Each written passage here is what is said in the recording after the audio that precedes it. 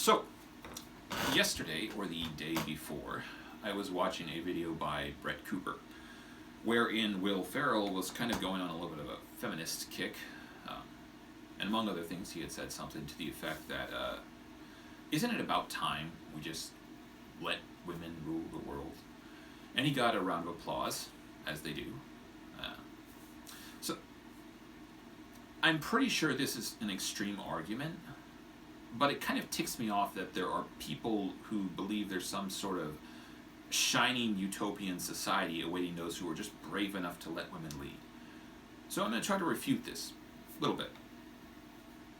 So, the first woman in Congress was a Republican from Montana.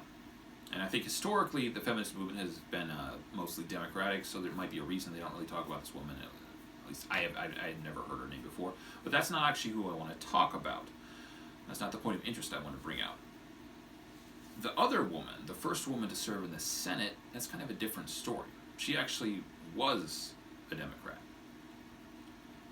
And it feels like, to the feminist movement, this woman is effectively she who must not be named. And maybe I'm wrong. Maybe I'm the only person who didn't know who this woman was. But it feels like they might have kind of tried to keep this woman's name out of the public print.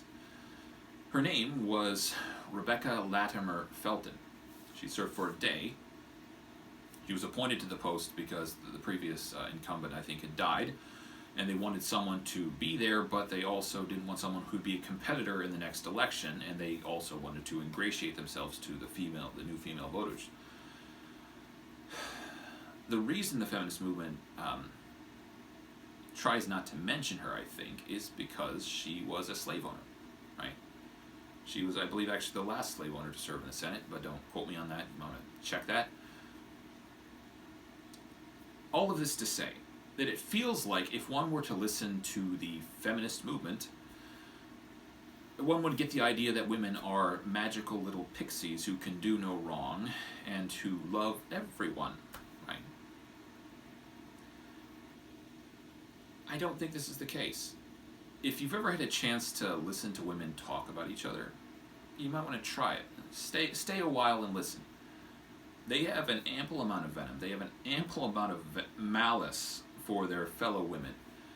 So no, I do not think the world would be better if women were just put in charge. I don't think it would be necessarily much worse. It would just be different, with different strengths and different weaknesses and different problems, probably. Anyways, thanks for watching. Please like and subscribe and leave a comment if you like. Have a happy weekend.